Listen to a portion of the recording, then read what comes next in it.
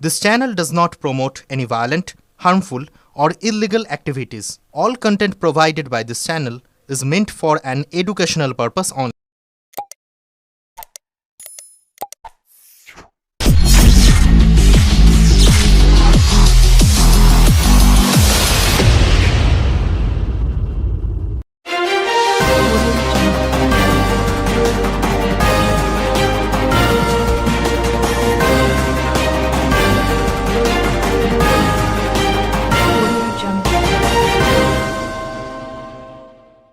রিসরার ভারতীয় জওয়ান পুনম কুমার সাউয়ের বাড়িতে সিপিআইএম প্রতিনিধি দল।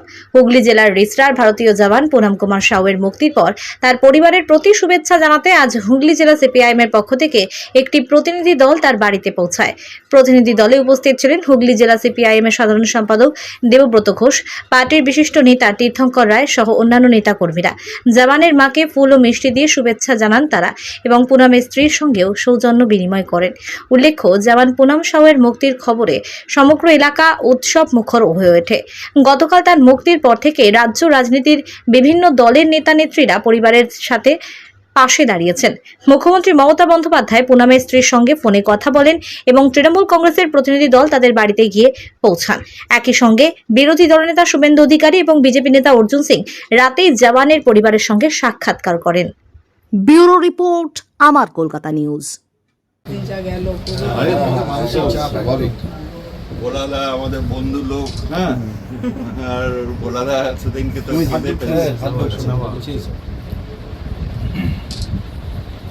খুব ভালো, মানে সবাই খুব আনন্দ পেয়েছি। আর আপনার তো কদিন যা গেছেন, আপনি যা লড়াই করেছেন এটাও সাংঘাতিক। একেবারে সেই ওই পর্যন্ত গিয়ে একবারে সাংঘাতিক ব্যাপার।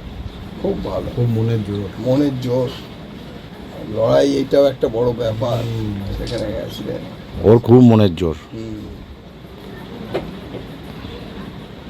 কথা হয়েছে। হ্যাঁ, একটু তো কালকে ফোন করেছিলেন। হ্যাঁ, কি বললেন? রাতে বেলা কথা হলো, পরে ঠিকঠাক তো আছে। আসলে ছুটি হবে, তো অনেকদিন আপনি ছুটি বলতে দেবেন দিন না। তাই তো? শারীরিকভাবে সব ঠিক না আছে? না, সবই ঠিক আছে, ফিজিক্যালি ফিট আছেন উনি, খাওয়া দাওয়া করেছেন। বলছেন এখন সিচুয়েশন যেরকম এরকম মানে ঠিক নেই কি মানে উনি আসবেন, কারণ মুভমেন্ট টোটালি ওনাদের বন্ধ আছে এখন বলছে রাস্তে अभी आना रिक्स हो जाएगा, थोड़ा यहाँ का माहौल ठीक हो जाए उसके बाद हमको वहाँ से छोड़ेंगे, কারণ কি সব ফৌজিদের এখন মুভমেন্ট টোটালি বন্ধ আছে।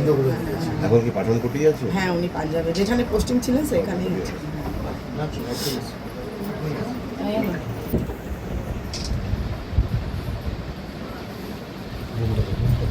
সিপিআইএম এর নেতৃত্ব তারা এলেন, আমাদের সঙ্গে দেখা করলেন, কথা হলো। কি বলবেন? দেখুন, খুবই ভালো লাগছে। এখন সবাই আমাদেরকে সাপোর্ট করলো। এটা যুদ্ধ আমার একার ছিল না, পুরো দেশের ছিল, সবাই লোকজনের ছিল। সবাই একটা টেনশনে ভাবছিল কি করে ওনাকে আনা যাবে। তারপরে দেশের যা সিচুয়েশন ছিল, পাকিস্তান আর ইন্ডিয়ার মধ্যে যুদ্ধ লেগে গেছে, আর ওই এরিয়াতে আমার হাজব্যান্ড, মানে একটা খুব বড় ব্যাপার হয়ে গেছিল জিনিসটা। এখন খুবই ভালো লাগছে, সবাই আমাকে কংগ্রাচুলেশন, ধন্যবাদ দিতে আসছেন। তো সবাইকে আমিও ধন্যবাদ জানাই কি আপনাদের জন্যই উনি হয়তো মানে সবাই দেখুন, সবাই তো সবকিছু করতে পারে না, কিন্তু সবারই প্রেয়ারটা ওনাকে হয়তো লেগেছে কি মানে সবাই ভগবান কাছে সবাই প্রার্থনা করেছে কি উনি সুস্থ আসুন, ভালো করে আসুন। তো এটাই বলবো কি সবাইকে ধন্যবাদ, সবাই আমার হাজবেন্ড জন্য এতটা ফাইট করলো। ইভেন আমি তো অত লড়তে পারিনি যতটা আপনারও মিডিয়ারা খুব সাপোর্ট করেছেন, কন্টিনিউ রোজ আসা, রোজ রিপোর্ট নেওয়া, তো আপনাদেরও খুব ধন্যবাদ।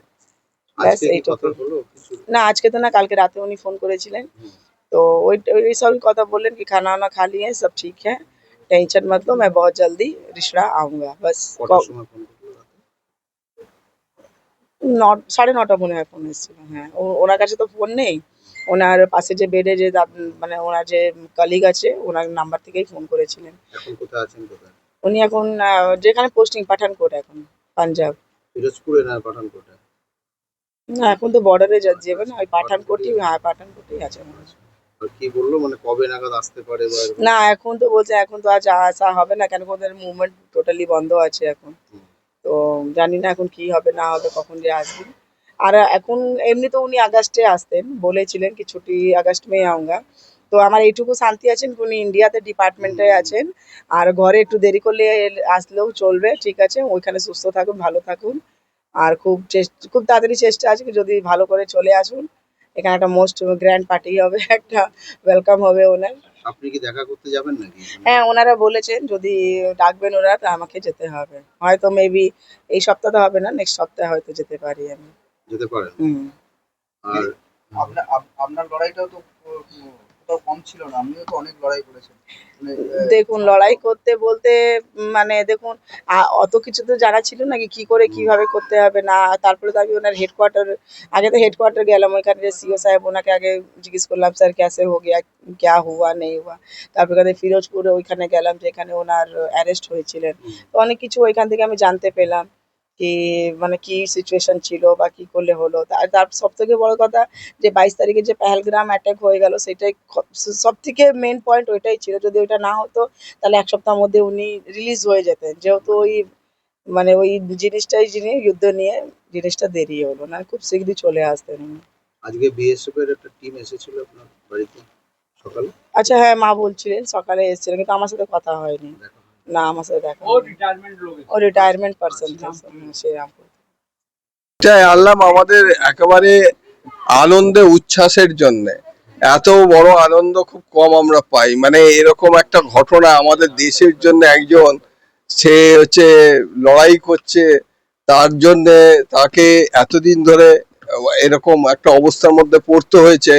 বাড়িতে দুশ্চিন্তা, বাড়িতে তো দুশ্চিন্তা হবে, পরিবারে দুশ্চিন্তা, এটা তো কল্পনার বাইরে যে তাদের কি হতে পারে। কিন্তু এটা সবচেয়ে ভালো হচ্ছে যে আমার সবচেয়ে ভালো লেগেছে এত কিছুর মধ্যে সব খারাপ বলি, কিন্তু আমাদের রাজ্যের আমাদের দেশের আপামর মানুষ ওর জন্য যেভাবে প্রার্থনা করেছে, ওর জন্য যেভাবে চেষ্টা করেছে, এটা সত্যি আমরা গর্ব অনুভব করি।